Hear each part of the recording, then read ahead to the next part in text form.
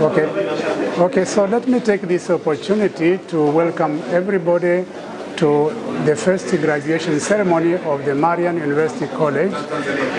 It is something which is happening for the first time and a historical event in Bagamoyo, that we have the first graduates from the only college, university college in the coast region. We have a number of students who are graduating in a number of degree programs. Most of them, they are graduating in Bachelor of Education with the science subjects, two teaching science subjects. There are a few students who are actually graduating with a bachelor's degree in mathematics and statistics, and quite a few are also graduating in Bachelor of Science in Computer Science. We believe that this is a very historical event, in the sense that we hope that in the future we shall be producing more graduates. Let us not forget that we have got what we call a Marian brand, starting from Marian pre-primary, Marian primary, Marian secondary, and now we have got a Marian University College. And we hope that our students will make a big contribution towards the education of science and technology in the country. Welcome everybody, welcome the graduates. We congratulate them for all they have done, and we hope that we shall learn from their experience.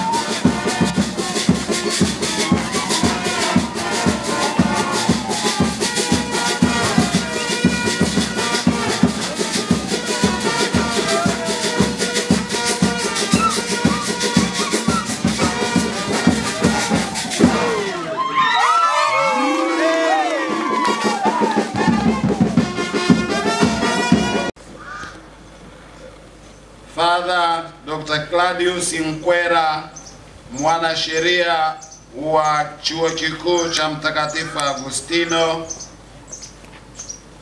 mkuu wa Chuo Kikuu Kishiriki cha Marian, Profesa Peter Msola, mbunge wa jimbo la Bagamoyo, Mheshimiwa Dr. Shukuru Kawambwa, walimu na wanafunzi wote wa Chuo Kikuu Kishiriki cha Marian, wahitimu wote wanaotunukiwa shahada na stashahada katika mahafali haya ya leo, wazazi, walezi na wadhamini wote wa wahitimu wetu, wageni waalikwa, mabibi na mabwana, itifaki imezingatiwa. Mheshimiwa mkuu wa chuo, nianze kwa kutoa shukrani zangu za dhati kwako wewe Mhashamu Baba Askofu Anthony Banzi kwa kuitikia wito wetu ili kushuhudia tukio hili la kihistoria la mahafali ya kwanza ya Chuo Kikuu Kishiriki cha Marian Bagamoyo kwa nafasi zako pacha kama mgeni rasmi, lakini pia kama mkuu wa chuo. Aidha, kwa niaba ya jumuiya ya Chuo Kikuu Kishiriki cha Marian Bagamoyo, napenda kuwakaribisha wageni wetu wote walioalikwa kwa nafasi zao mbalimbali na wajisikie kwamba wako nyumbani. Mheshimiwa Mkuu wa Chuo, ujio wa wamisionari wa Shirika la Roho Mtakatifu mwaka wa 1868 hapa Bagamoyo ulifungua ukurasa mpya wa maendeleo ya kielimu yaliyowezesha umma kujikwamua sio tu na janga la ujinga wa kutojua kusoma na kuandika, bali pia kujinasua kwenye minyororo ya umaskini na maradhi mbalimbali, na hasa malaria iliyokuwa inagharimu maisha ya watu wengi miaka 150 iliyopita. Ni mbegu ya elimu walioipanda hapa Bagamoyo ambayo imeendelea kukua na kupenyeza mizizi yake nchi nzima, na hatimaye matunda yake yakajidhihirisha katika kukuza uwezo wa kitaalamu wa Watanzania katika kuboresha uchumi, mawasiliano, afya, upatikanaji wa maji safi na salama na mengi mengineyo. Kwa hiyo, pamoja na dhamira kuu ya kueneza imani ya dini ndani ya ardhi ya Tanzania Tanganyika kwa wakati huo, tunafarijika kwamba mchango wao kwa mahitaji ya kimwili umekuwa ni wa kujivunia na kwa hakika unastahili kuenziwa na watu wote wenye mapenzi mema. Mheshimiwa Mkuu wa Chuo, dhamira ya kuanzisha Chuo Kikuu Kishiriki cha Marian iliyoasisiwa na Shirika la Roho Mtakatifu ililenga katika kukidhi malengo makuu matatu. Kwanza, kuendeleza utaratibu wa muda mrefu wa Shirika la Roho Mtakatifu wa kutoa elimu iliyo bora kwa wahitimu wake na kuwafanya kuwa washindani. Pili, kuisaidia serikali ya Jamhuri ya Muungano wa Tanzania katika kuzalisha wanataaluma wa science kwa ajili ya shule za sekondari na elimu ya juu pamoja na wanasayansi wa fani mbalimbali ili kukidhi malengo ya mpango wa kitaifa wa maendeleo, yaani Tanzania Development Vision 2025.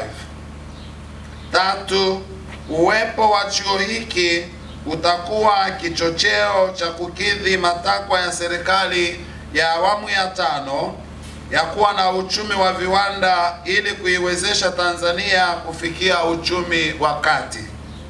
Kwa hiyo, Chuo Kikuu Kishiriki cha Marian kimebeba jukumu zito la kuboresha maisha ya Watanzania kwa njia ya utoaji wa elimu yenye ubora wa juu. Na sisi katika Shirika la Roho Mtakatifu katika utoaji wa elimu tunazingatia pia falsafa ya mwana falsafa mkongwe na mahiri, yaani Aristotle, ambaye alisema kwamba educating the mind without educating the heart is no education at all. Yaani kupata elimu ya akili bila kuingia ndani moyoni sio elimu kabisa. Mheshimiwa Mkuu wa Chuo, katika azma yake ya kutoa elimu bora, chuo kina bodi yake ambayo baadhi ya majukumu yake makuu ni kukisimamia chuo ili kiajiri watendakazi wenye sifa stahiki na hasa wanataaluma, na pia kuhakikisha kuwa shughuli za chuo zinaendeshwa kulingana na miongozo mbalimbali. Kwa maana hiyo, bodi imesimamia uundwaji wa mpango mkakati wa chuo sera na sheria mbalimbali za chuo kuanzia mwaka wa masomo 2015-16 kama ifuatavyo: hati idhini ya chuo, Charter of Incorporation, sera ya rasilimali watu, Human Resource Policy, sera ya udhibiti ubora, Quality Assurance Policy, sera ya maendeleo ya wafanyakazi na urithishaji madaraka, Staff Development and Succession Planning Policy, sera ya utafiti na utoaji wa huduma za kitaalam, Research and Consultancy Policy, mpango mkakati wa miaka 5 wa chuo, Strategic Plan 2015-16 mpaka 2019-2020, sheria za kazi, Staff Regulations, miundo ya utumishi, Schemes of Service, sheria ya manunuzi, Procurement Policy, na mitaala ya masomo, curricula. Aidha, ili kuhakikisha haki za wafanyakazi zinalindwa kulingana na matakwa ya sheria kazini, bodi ilisimamia uundwaji wa chama cha wafanyakazi na pia serikali ya wanafunzi. Nafurahi kutamka kwamba bodi imejipatia mafanikio makubwa kutokana na uwepo wa miongozo niliyoieleza. Mheshimiwa Mkuu wa Chuo, pamoja na mafanikio niliyoyataja, bodi pamoja na management ya chuo zimekuwa zikikabiliwa na changamoto kadhaa, kubwa ikiwa ni upatikanaji wa wanataaluma wenye sifa stahiki kutokana na uhaba wao kwenye soko la ajira. Kutokana na hali hii, wachache waliopo hugombewa na vyuo vingi ambavyo hutoa masomo ya aina hiyo. Ni kutokana na kuchelewa kukidhi idadi ya wanataaluma wanaotakiwa kwa kila somo, ndipo Tume ya Vyuo Vikuu Tanzania TCU ilipochukua uamuzi wa kukifungia chuo kikuu kishiriki cha Marian kudahili wanafunzi wa mwaka wa kwanza ulipotolewa kwa miaka ya masomo 2017-18 na 2018-19. Chuo kimeathirika sana na uamuzi huu, na hasa ikizingatiwa kuwa kilikuwa kimejiwekea mpango mkakati wa kuanzisha programu nyingine mpya za shahada ya kwanza, za uzamili na uzamivu kwa mwaka wa masomo 2018-19. Hata hivyo, dhamira ya management ya chuo na ile ya bodi kuanzisha programu hizo bado ipo pale pale, na kwa maana hiyo kila jitihada inaendelea kufanywa ili kuhakikisha kuwa chuo kinakuwa na timu kamilifu ya wanataaluma na wenye sifa stahiki kulingana na maelekezo ya Tume ya Vyuo Vikuu. Matarajio ya bodi na management ni kwamba chuo kitajitosheleza kwa idadi ya wanataaluma kabla ya mwisho wa mwezi Machi 2019. Mheshimiwa Mkuu wa Chuo, bodi ya chuo itaendelea kushirikiana kwa karibu na management, wafanyakazi na wadau wote wa ndani na nje ya chuo katika kuboresha utoaji wa huduma za kielimu kwa kuajiri wanataaluma waliobobea katika fani zao na kuendelea kuongeza miundo mbinu stahiki ya kufundishia na kujifunzia. Tunaelewa fika kwamba dunia ya leo inabadilika kwa kasi kubwa kiteknolojia kuliko wakati mwingine wowote uliopita, jambo ambalo linalazimu wafanyakazi na hasa wanataaluma kujiongezea ujuzi mara kwa mara kwa njia ya mafunzo ndani na nje ya Tanzania. Katika hili nafurahi kutoa taarifa kuwa bodi kupitia management ya chuo imekuwa mstari wa mbele kuwahamasisha wafanyakazi wetu kuomba nafasi za mafunzo kwenye vyuo mbalimbali na baadhi yao wanaendelea na masomo ndani na nje ya Tanzania. Mheshimiwa Mkuu wa Chuo, kabla sijamaliza hotuba yangu, naomba nitoe shukrani zangu kwa mara nyingine tena kwako wewe na wageni wote waalikwa waliopo hapa. Kwetu sisi tumepata faraja sana kwa uwepo wenu, na hasa ikizingatiwa kuwa hili ni tukio la pekee na lenye historia ya aina yake katika ardhi ya Bagamoyo.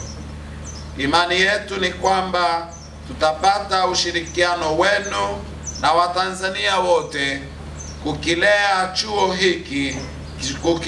chuo hiki kichanga kwa hali na mali.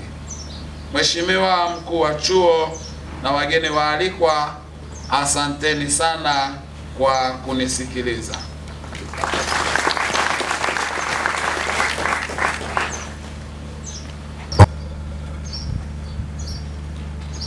Kaimu Mkuu wa Chuo Kikuu cha Mtakatifu Agustino Tanzania na Rais wa Baraza la Maaskofu Katoliki Tanzania, Mhashamu Baba Askofu Anthony Banzi, wajumbe wa Baraza la Chuo Kikuu cha Mtakatifu Agustino Tanzania, Makamu Mkuu wa Chuo Kikuu cha Mtakatifu Agustino Tanzania, Profesa Gabriel Mbasa,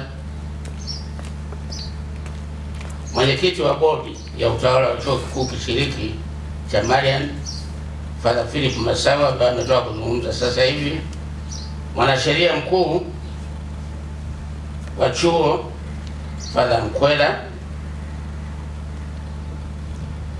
mwanzilishi wa Chuo Kikuu Kishiriki cha Marian Reverend Father Valentine Bayo ambaye sasa hivi anawasilishwa na Father Kiara, wa ujumbe wa Bodi ya Utawala wa Chuo Kikuu Kishiriki cha Marian, waona baadhi yao yuko Balozi Dr. Nicholas Kuhanga, mbunge wa jimbo la Bagamoyo Mheshimiwa Dr. Shukuru Kawambwa, yeye tuko katika himaya yake, na kilio chetu ambacho kimetamkwa na mwenyekiti tuna hakika tumepitia katika mikono iliyo salama. Viongozi mbalimbali wa serikali na dini, wafanyakazi na wanafunzi wa Chuo Kikuu Kishiriki cha Mariam, wageni waalikwa, wahitimu wa mahafali ya kwanza, mabibi na mabwana, itifaki imezingatiwa. Awali yoyote, kwa niaba ya Chuo Kikuu Kishiriki cha Mariam na kwa niaba yangu mwenyewe, napenda kwa heshima na taadhima kukukaribisha Mheshimiwa Mkuu wa Chuo na mgeni rasmi kwenye sherehe hii ya mahafali ya kwanza ya chuo hiki. Napenda kuungana na mwenyekiti wa Bodi ya Utawala ya chuo kutoa shukrani zetu kwako kwa kubali mwaliko wetu wa kufika na kutunuku shahada na asta shahada mbalimbali kwa wahitimu waliofuzu masomo yao. Niungane vile vile na mwenyekiti wa Bodi ya Utawala ya chuo kuwakaribisha wageni wetu wote waalikwa na kuwashukuru kwa kuacha shughuli zenu ambazo ni muhimu na kujumuika nasi ili kufanikisha sherehe hizi za kihistoria hapa Bagamoyo.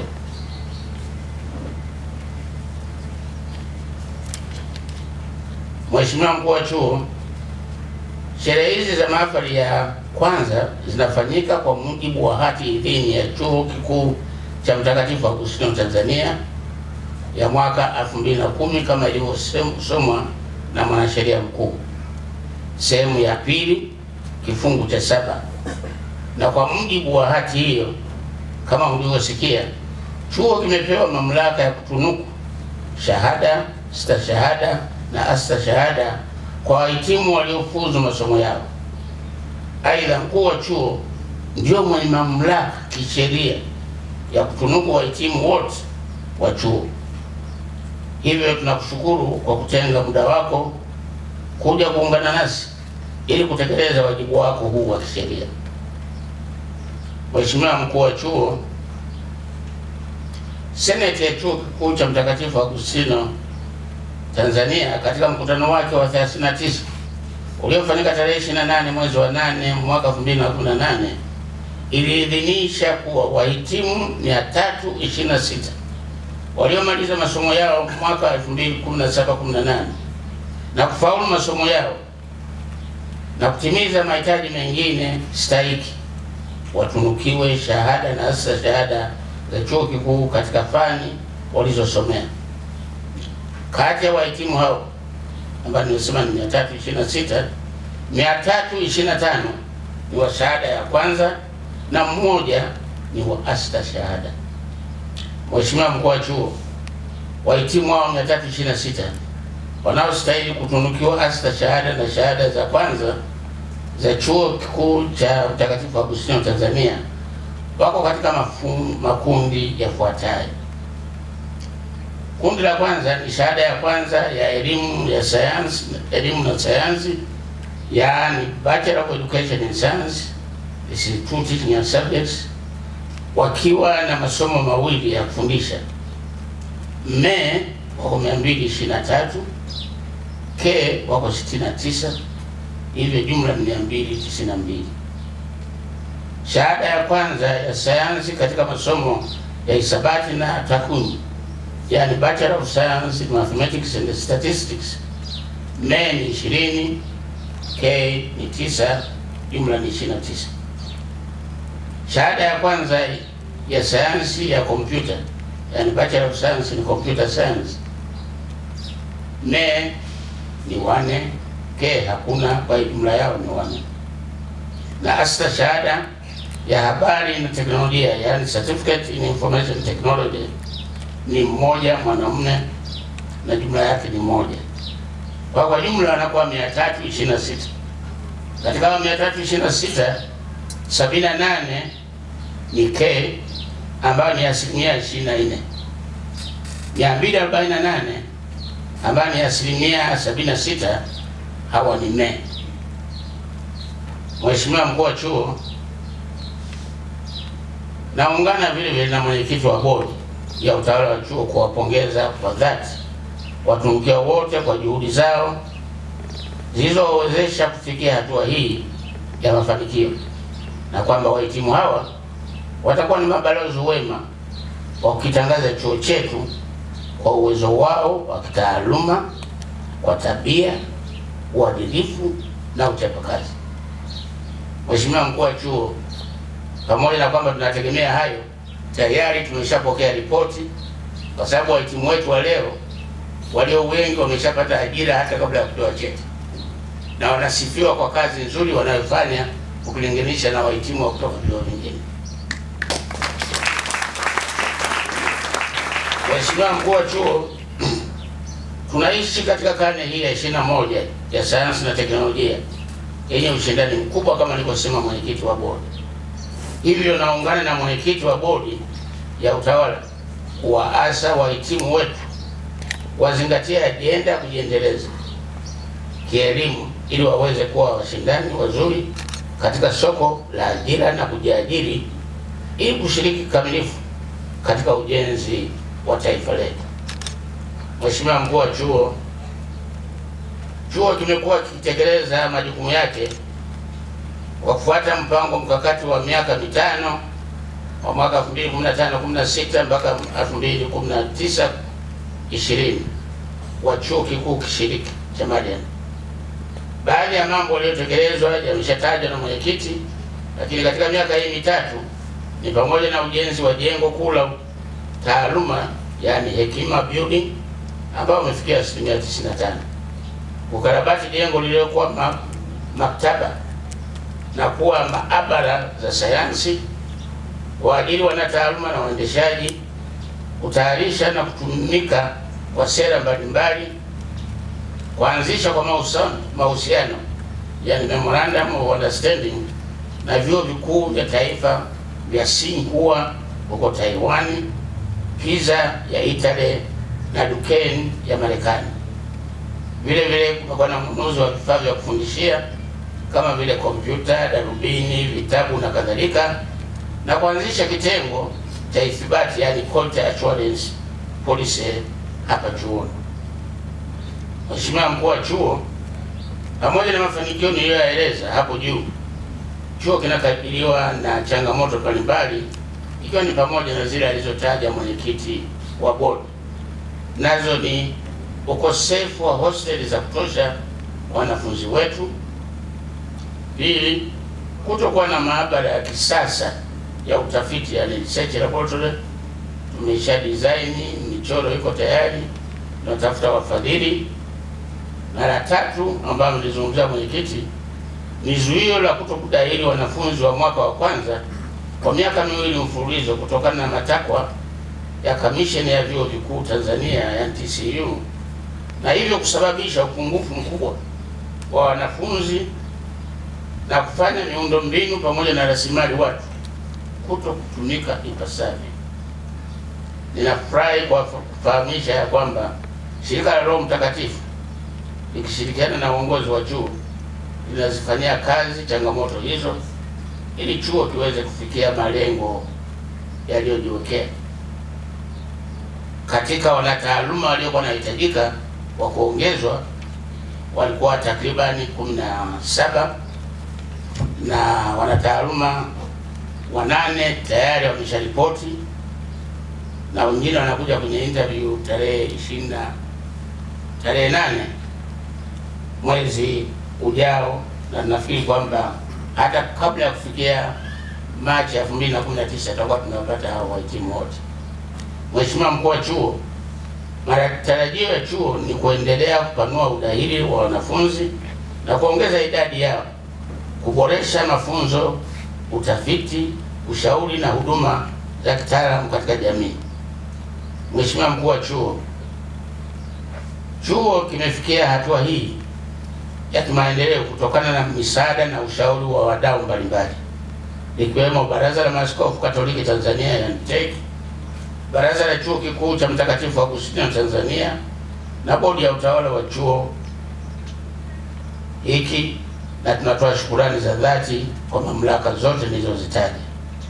Mheshimiwa Mkuu wa Chuo, napenda pia kuwapongeza na kuwashukuru wafanyakazi wote wa chuo kikuu kishiriki ambao wamefanya kazi kwa juhudi na nidhamu ya hali ya juu licha ya changamoto kadhaa, na kuwezesha wanafunzi wetu kujifunza kwa ufanisi na hatimaye kufikia hatua hii ya kuhitimu siku ya leo. Mheshimiwa Mkuu wa Chuo, kwa namna ya kipekee kabisa napenda kutoa pongezi nyingi kwa Reverend Father Valentine Bayo, namuita promoter ama mwanzilishi wa chuo, kwa namna alivyojitoa ili kuhakikisha kwa chuo hiki kishiriki kinasimama imara na kutekeleza wajibu wake ipasavyo. Tunasema asante sana na hongera sana Father Bayo. Matarajio yangu kwanza Father Kiara atafikisha hizi salamu za upendo. Mheshimiwa Mkuu wa Chuo, napenda kumalizia hotuba yangu kwa kushukuru tena wewe binafsi kwa kubali mwaliko wetu na kuja kwenye sherehe hii ya kwanza ya kuwatunuku shahada wahitimu wetu waliofuzu. Aidha, ninawashukuru sana wageni wetu waalikwa kwa kutenga muda wenu na kuja kuungana nasi kwenye sherehe hii. Mheshimiwa Mkuu wa Chuo, kwa heshima na taadhima, sasa ninamkaribisha Makamu Mkuu wa Chuo Kikuu cha Mtakatifu Agustino Tanzania, Profesa Gabriel Mbasa, ili aweze kuja kutoa nasaha zake. Karibu sana Profesa Mbasa, na asanteni sana kwa kunisikiliza. Makofi mengi mengi. Kaimu mkuu wa chuo Kikuu cha Mtakatifu Agustino Tanzania, na rais wa maaskofu wa Baraza la Maaskofu Katoliki Tanzania, Mhashamu Askofu Anthony Banzi, wajumbe wa Baraza la Chuo Kikuu cha Mtakatifu Agustino, maaskofu na mapadri, pamoja na watawa wote ambao mko hapa, mwenyekiti wa bodi ya chuo hiki cha Maruko Padri Philip Masawe, promota wa chuo hiki cha Maruko Father Bayo, mkuu wa chuo hiki cha Maruko, Profesa Peter Msola, mbunge wa jimbo la Bagamoyo, Mheshimiwa Dr. Shukuru Kawambwa, viongozi wote wa serikali mlioko hapa, viongozi wote wa dini mbalimbali ambao mko hapa, walimu wa Maruko na wafanyakazi wote wa chuo hiki, wahitimu wote ambao leo mnategemea kutunukiwa digrii zenu, wazazi, walezi na wadhamini wote wa wanafunzi hawa pamoja na chuo, wageni waalikwa, mabibi na mabwana, itifaki kwa imezingatiwa. Hamjambo. Msifu Yesu Kristo. Bwana asifiwe. Asalamu alaykum. Asante sana, asante. Mheshimiwa mkuu wa chuo, awali ya yote namshukuru Mwenyezi Mungu mwingi wa rehema kwa kutupa uhai na kutuwezesha kujumuika hapa siku ya leo kwa ajili ya kushuhudia mahafali hii ya kwanza na ya kihistoria ya chuo kikuu kishiriki cha Marian, yaani Maruko. Na nafarijika sana kwa kupewa heshima ya kuzungumza katika mahafali hii ya kwanza, na mahafali ya kwanza ambayo ni ya kihistoria ya chuo hiki kishiriki na wahitimu wake wa kwanza ambao wataonekana leo. Pia nashuhudia na nawashukuru sana wafanyakazi ambao wameweza kutuwezesha kufika hapa kwa ajili ya kushuhudia wahitimu wa kwanza wa chuo hiki wakitolewa. Na pia nashukuru sana kwamba mahafali haya ni ya kwanza katika mkoa wa Pwani na pia katika wilaya ya Bagamoyo, na pia ni katika chuo kikuu cha kwanza katika mkoa na katika wilaya. Katika hili na wapongeza sana.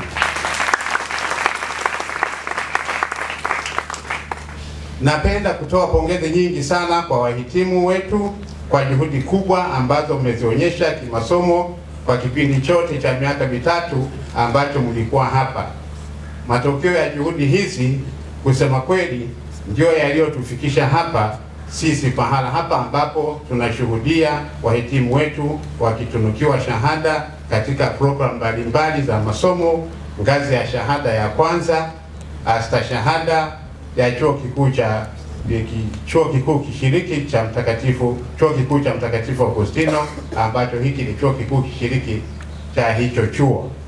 Ni matumaini yangu kuwa, na pia ni matumaini ya taifa kwa ujumla, kwamba wahitimu hawa wameandaliwa kikamilifu na kwamba watalitumikia taifa letu kwa umahiri mkubwa, na kwamba watakuwa wanachapa kazi hodari na ubunifu ili kuweza kuchangia kikamilifu katika juhudi za taifa za kuweza kuleta na kuinua maendeleo ya uchumi wa nchi yetu wa viwanda.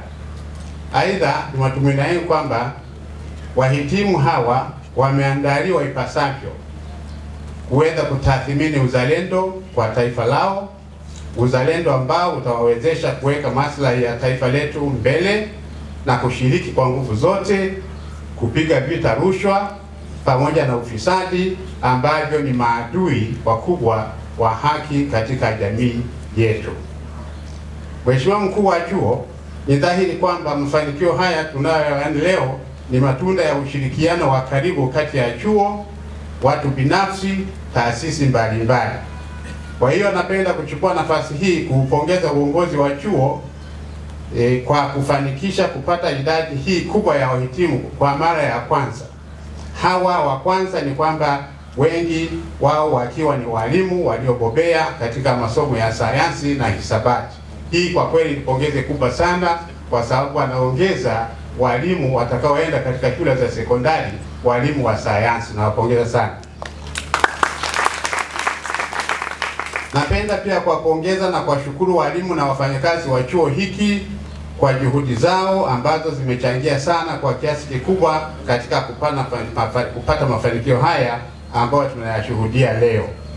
Na wapongeza pia wazazi pamoja na walezi kwa wahitimu wetu, kwa sababu malezi yao mazuri ndio ambayo naamini kwa dhati kabisa kuwa yametufikisha katika msingi huu wa mafanikio makubwa, na washukuru. Mheshimiwa Mkuu wa Chuo, naelewa fika kuwa historia ya chuo hiki ni fupi sana.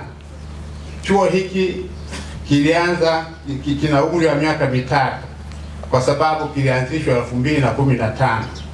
Kuanzishwa kwa chuo hiki kulitokana na nia ya viongozi wa shirika la Roho Mtakatifu Spiritans kanda ya Tanzania kuunga mkono juhudi za serikali ya Tanzania katika kupanua wigo wa elimu ya juu hususan katika mkoa wa Pwani, na ambavyo wamefanya hivyo na mafanikio yetu tumeyaona leo. Ikumbukwe pia kwamba Bagamoyo ni chimbuko la elimu rasmi ya darasani katika Tanzania nzima. Pia juhudi hizo za Kanisa Katoliki zililenga kuchangia na kuunga mkono juhudi zote za serikali kutatua tatizo la uhaba mkubwa wa walimu na wataalamu wengine wa masomo ya sayansi na hisabati ambao unalikabili sekta ya elimu pamoja na sekta zingine katika Tanzania. Mheshimiwa Mkuu wa Chuo, nimeelezwa kwamba tangu kuanzishwa kwake mwaka 2015 chuo hiki kimejikita katika kutoa mafunzo ya programu za sayansi katika ngazi za shahada ya kwanza, diploma na vyeti. Utafiti unaonyesha kuwa kuna mahitaji makubwa sana ya wataalamu kitaifa katika masomo hayo ya sayansi na pia teknolojia. Hata hivyo, kuna ukweli kwamba wanachuo wanaosoma masomo ya sayansi katika vyuo vikuu ni wachache sana. Kwa hiyo ni lazima tuongeze mitaala hii ya sayansi kwa ajili ya kusaidia taifa. Takwimu za Wizara ya Elimu, maanake Basic Education Statistics of Tanzania, zinaonyesha kuwa kuna upungufu mkubwa wa walimu wa sayansi katika shule za sekondari na pia elimu ya juu. Nimefurahi kusikia kwamba katika kukabili upungufu huo, wataalamu wa sayansi wa chuo hiki kimejikita kutoa shahada za masomo ya sayansi, na hii ndiyo sekta yao ambayo tunaweza kuita ni ndishe yao kuweza kutoa walimu wa sayansi kwa ajili ya kusambazwa katika shule za sekondari katika nchi nzima. Ni matumaini yangu pia kuwa Maruko itaendelea kujikita katika elimu bora katika nyanja hizi za sayansi kutatua tatizo la uhaba wa wataalamu nchini. Aidha, nimefurahishwa sana kuona kwamba katika kipindi kifupi cha miaka mitatu chuo kimefanikiwa kwa kiasi kikubwa kujenga miundombinu yote muhimu inayotakiwa katika chuo kikuu kwa ajili ya kutoa elimu bora na hivyo kuwawezesha wanafunzi kuwa katika mazingira bora ya kujifunza, zikiwemo ofisi za walimu, madarasa, maabara, maktaba, vifaa vya teknolojia, na pia chuo hiki kimeweza kuajiri walimu ambao wana elimu ya kutosha inayostahili katika walimu wa vyuo vikuu. Hili limefurahisha sana. Mheshimiwa Mkuu wa Chuo, mabibi na mabwana, nimefurahishwa kwamba katika kutekeleza azma ya serikali ya kufikia uchumi wa viwanda kama ilivyoainishwa katika Dira ya Maendeleo ya Taifa mwaka 2025, sera za elimu mwaka 1995 na pia ya mwaka 2014, mpango wa maendeleo ya taifa mwaka 2011 mpaka 21, zote hizi zinasisitiza kuweka mkazo katika mafunzo ya sayansi na teknolojia pamoja na ubunifu, na Maruko inayo nafasi yake na imeonyesha wazi kwamba ina huo uwezo wa kuchangia katika kuongeza wataalamu wa sayansi.